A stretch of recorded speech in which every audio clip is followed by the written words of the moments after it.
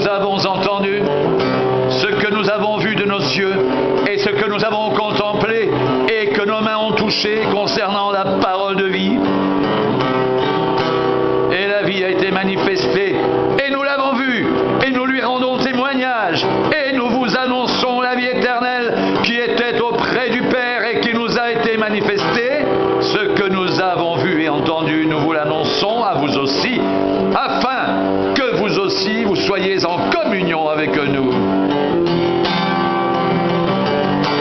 Or, notre communion est avec le Père et avec son Fils Jésus-Christ. Et nous écrivons ces choses afin que notre joie soit parfaite. La nouvelle que nous avons apprise de lui et que nous vous annonçons, c'est que Dieu est lumière et qu'il n'y a point en lui de ténèbres.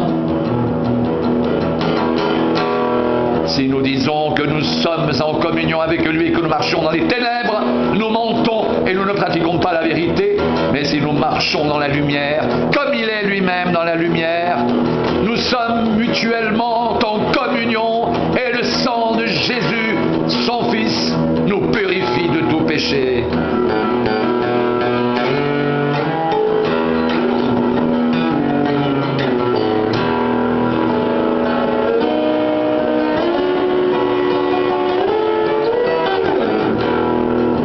Si nous disons que nous n'avons pas de péché, nous nous séduisons nous-mêmes. Et la vérité n'est point en nous. Si nous confessons nos péchés, il est fidèle et juste pour nous les pardonner et pour nous purifier de toute iniquité. Si nous disons que nous n'avons pas péché, nous le faisons menteur et sa parole n'est point en nous.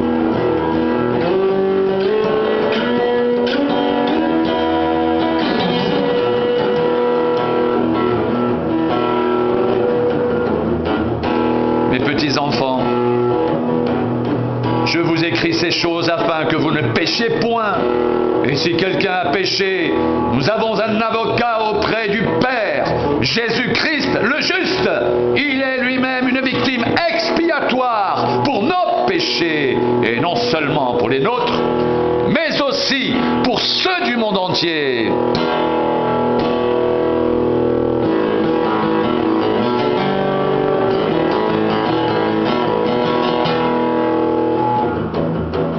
Si nous gardons ses commandements, nous savons par cela que nous l'avons connu.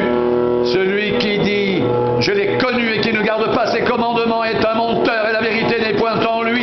Mais l'amour de Dieu est véritablement parfait en celui qui garde sa parole. Par cela, nous savons que nous sommes en lui. Celui qui dit qu'il demeure en lui doit marcher aussi comme il a marché lui-même.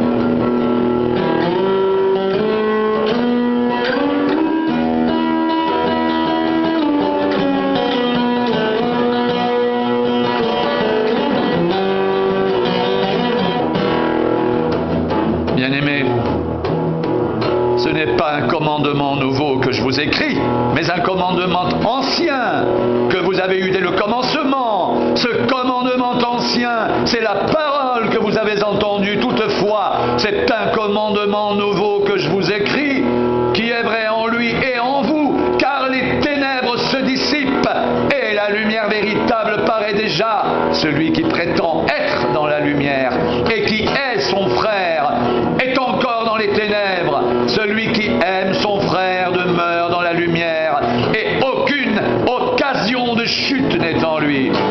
Mais celui qui est son frère est dans les ténèbres. Il marche dans les ténèbres et il ne sait où il va parce que les ténèbres ont aveuglé ses yeux.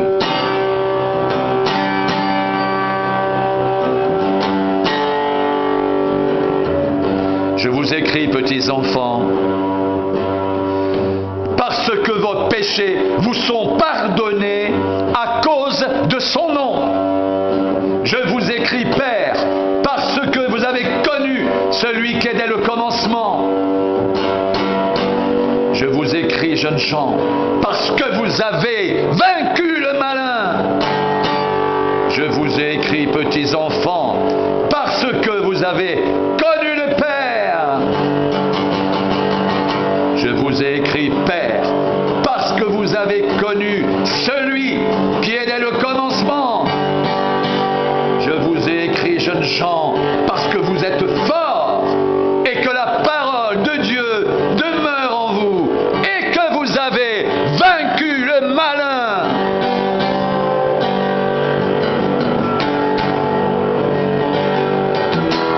N'aimez point le monde, ni les choses qui sont dans le monde. Si quelqu'un aime le monde, l'amour du Père n'est point en lui. Car tout ce qui est dans le monde, la convoitise de la chair, la convoitise des yeux et l'orgueil de la vie ne vient point du Père mais vient du monde. Et le monde passe et sa convoitise aussi, mais celui qui fait la volonté de Dieu demeure éternellement.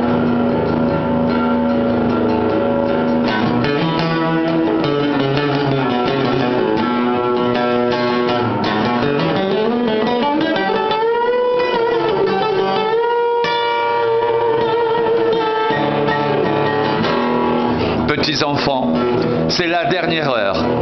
Et comme vous avez appris qu'un antéchrist vient, il y a maintenant plusieurs antéchrists, par là nous connaissons que c'est la dernière heure. Ils sont sortis du milieu de nous, mais ils n'étaient pas des nôtres. Car s'ils avaient été des nôtres, ils seraient demeurés avec nous, mais cela est arrivé afin qu'il soit manifeste que tous ne sont pas des nôtres.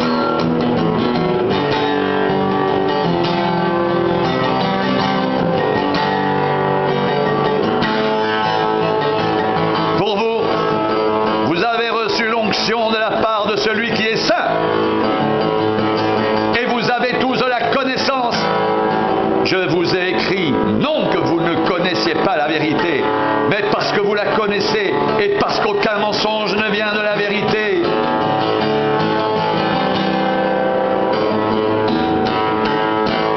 Qui est menteur? Sinon celui qui nie que Jésus est le Christ, celui-là est l'antéchrist, qui nie le Père et le Fils. Quiconque nie le Fils n'a pas non plus le Père. Quiconque se déclare publiquement pour le Fils a aussi le Père.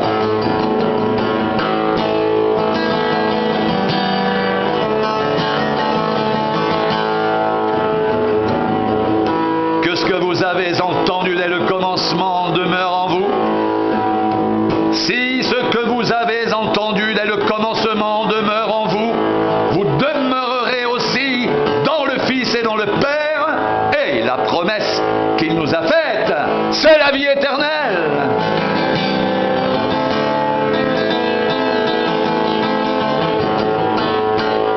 Je vous ai écrit ces choses au sujet de ceux qui vous égarent.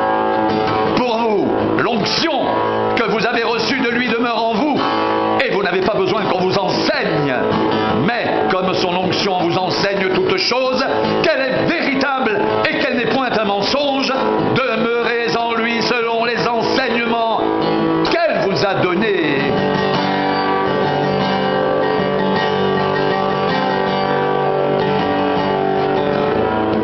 Et maintenant, petits enfants, demeurez en lui, afin que lorsqu'il paraîtra, nous ayons de l'assurance et qu'à son avènement, nous n'ayons pas la honte d'être éloignés de lui. Si vous savez qu'il est juste, reconnaissez que quiconque pratique la justice est né de lui.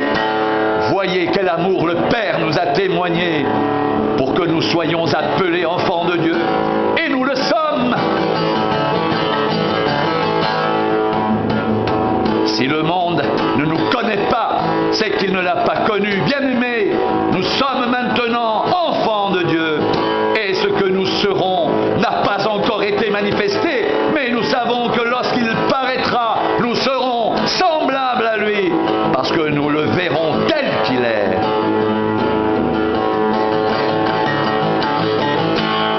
Quiconque a cette espérance en lui se purifie comme lui-même est pur.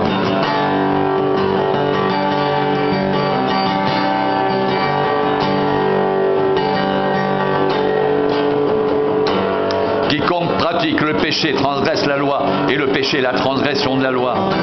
Or, vous le savez, Jésus apparut pour ôter les péchés. Et il n'y a point de péché en lui. Quiconque demeure en lui ne pratique pas le péché. Quiconque pratique le péché ne l'a pas vu et ne l'a pas connu. Petits enfants, que personne ne vous séduise. Celui qui pratique la justice est juste, comme lui-même est juste. Celui qui pratique le péché est du diable, car le diable pêche dès le commencement. Le Fils de Dieu a paru afin de détruire les œuvres du diable. Quiconque est né de Dieu ne pratique pas le péché, parce que la semence de Dieu demeure en lui. Il ne peut pécher parce qu'il est né de Dieu. C'est par là que se font reconnaître les enfants de Dieu et les enfants du diable. Quiconque ne pratique pas la justice n'est pas de Dieu, ni celui qui n'aime pas son frère.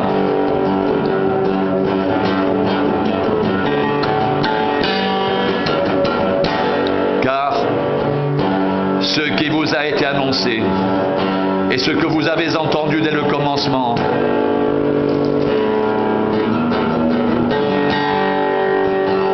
c'est de nous aimer les uns les autres et ne pas ressembler à Caïn qui était du malin et qui tua son frère.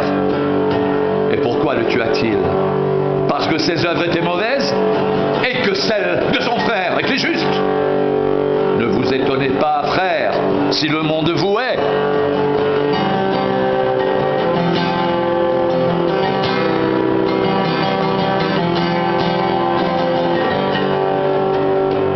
Nous savons que nous sommes passés de la mort à la vie parce que nous aimons les frères. Celui qui n'aime pas demeure dans la mort. Quiconque est son frère est un meurtrier. Et vous savez qu'aucun meurtrier n'a la vie éternelle demeurant en lui.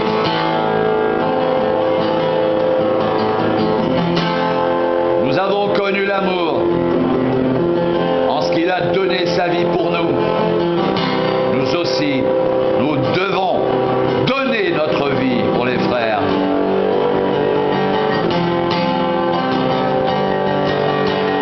Si quelqu'un possède les biens du monde et que voyant son frère dans le besoin, et il lui ferme ses entrailles, comment l'amour de Dieu demeure-t-il en lui?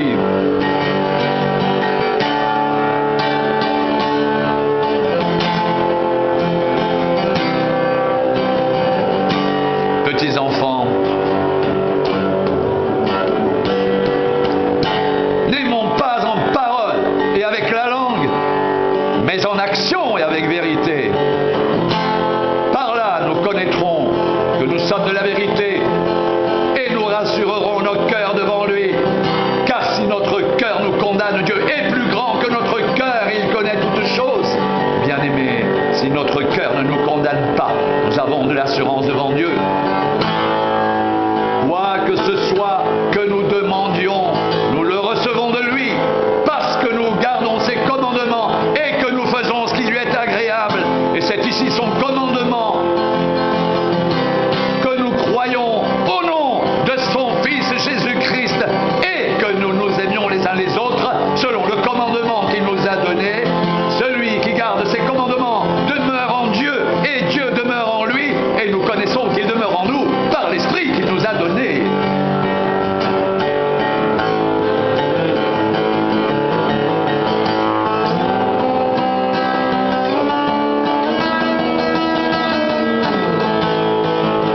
Bien-aimés, n'ajoutez pas foi à tout esprit, mais éprouvez les esprits pour savoir s'ils sont de Dieu, car plusieurs faux prophètes sont venus dans le monde.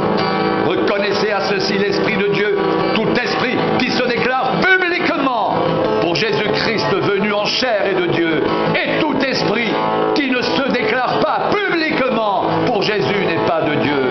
C'est celui de l'Antéchrist dont vous avez appris la venue et qui maintenant est déjà dans le monde.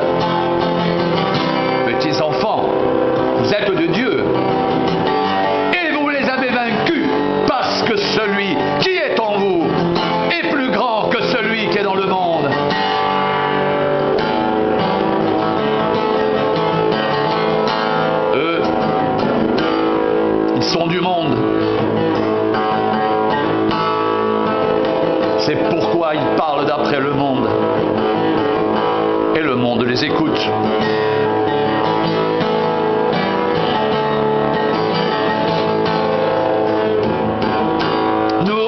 Nous sommes de Dieu. Celui qui connaît Dieu nous écoute. Celui qui n'est pas de Dieu ne nous écoute pas. C'est par là que nous connaissons l'esprit de la vérité et l'esprit de l'erreur. Bien-aimés, aimons-nous les uns les autres, car l'amour est de Dieu. Et quiconque aime est né de Dieu et connaît Dieu. Celui qui n'aime pas n'a pas connu Dieu, car Dieu est amour. L'amour de Dieu a été manifesté envers nous, en ce que Dieu a envoyé son Fils unique dans le monde, afin que nous vivions par lui. Et cet amour consiste, non point en ce que nous avons aimé Dieu, mais en ce qu'il nous a aimés et a envoyé son Fils comme victime expiatoire pour nos péchés. Bien-aimés, si Dieu nous a ainsi aimés, nous devons aussi nous aimer les uns les autres. Personne n'a jamais vu Dieu. Si nous nous aimons les uns les autres, Dieu demeure en nous et son amour est parfait en nous. Nous connaissons que nous demeurons en lui et qu'il demeure en nous parce qu'il nous a donné de son esprit, et nous avons vu et nous attestons que le Père a envoyé le Fils comme sauveur du monde.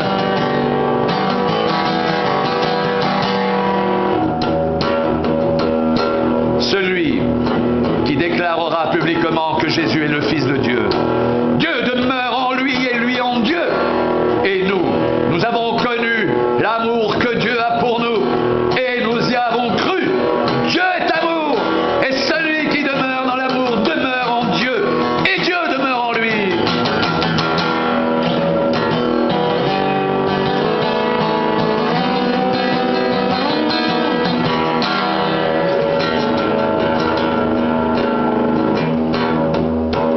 Tel il est, tel nous le sommes aussi dans ce monde. C'est en cela que l'amour est parfait en nous, afin que nous ayons de l'assurance au jour du jugement.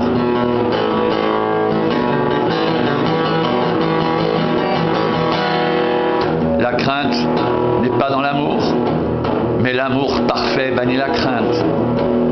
Car la crainte suppose un châtiment, et celui qui craint n'est pas parfait dans l'amour.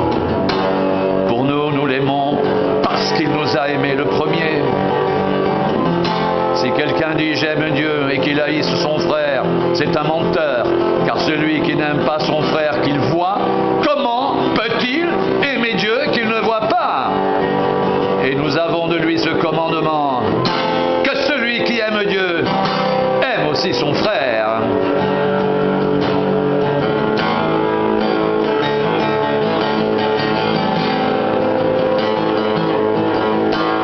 Quiconque croit que Jésus est le Christ est né de Dieu, et quiconque aime celui qui l'a engendré aime aussi celui qui est né de lui.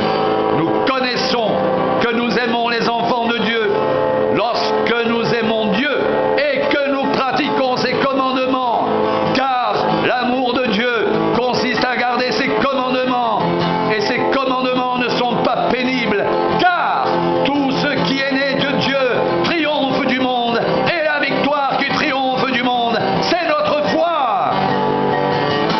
Qui est celui qui a triomphé du monde, sinon celui qui croit que Jésus est le Fils de Dieu?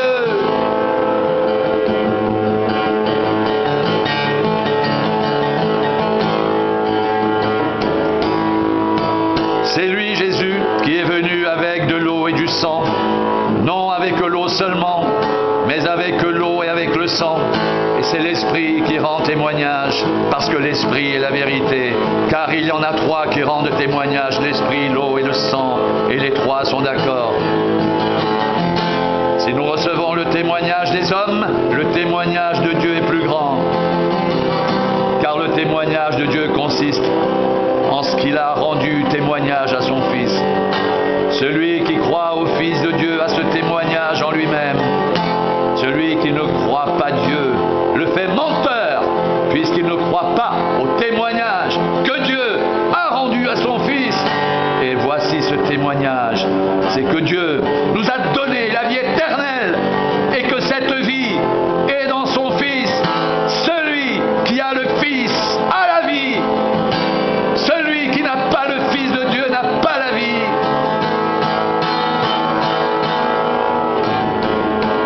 Je vous ai écrit ces choses afin que vous sachiez que vous avez la vie éternelle, vous qui croyez au nom du Fils de Dieu. Nous avons auprès de lui cette assurance que si nous demandons quelque chose selon sa volonté, il nous écoute. Et nous savons qu'il nous écoute. Nous savons que nous possédons la chose que nous lui avons demandée, quelle qu'elle soit. Si quelqu'un voit son frère commettre un péché qui ne mène point à la mort, qu'il prie, et Dieu donnera la vie à ce frère. Il la donnera à ceux qui commettent un péché qui ne mène point à la mort. Il y a un péché qui mène à la mort. Ce n'est pas pour ce péché-là que je dis de prier. Toute iniquité est un péché, et il y a tel péché qui ne mène pas à la mort. Nous savons que quiconque est né de Dieu ne pratique pas le péché, mais celui qui est né de Dieu se garde lui-même et le malin ne le touche pas. Nous savons que nous sommes de Dieu et que le monde entier est sous la puissance du malin. Nous savons aussi que le Fils de Dieu est venu et qu'il nous a donné l'intelligence pour connaître le véritable, et nous sommes dans le véritable en son Fils Jésus-Christ. C'est lui qui est le Dieu véritable et la vie éternelle. Petits enfants, gardez-vous des idoles.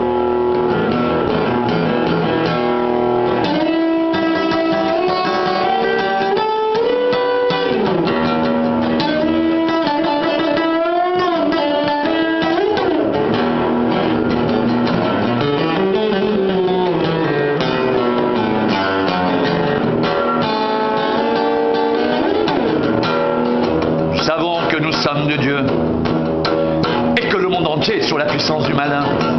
Nous savons aussi que le Fils de Dieu est venu et qu'il nous a donné l'intelligence pour connaître le véritable, et nous sommes dans le véritable en son Fils Jésus-Christ. C'est lui qui est le Dieu véritable et la vie éternelle.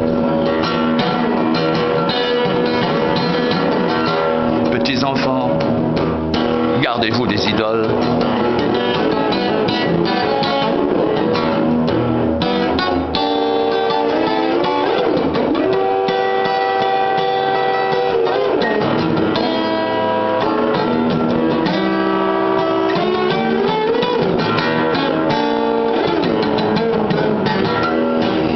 Nous savons que nous sommes de Dieu et que le monde entier est sous la puissance du malin. Nous savons aussi que le Fils de Dieu est venu et qu'il nous a donné l'intelligence pour connaître le véritable. Et nous sommes dans le véritable en son Fils Jésus-Christ. C'est lui qui est le Dieu véritable et la vie éternelle.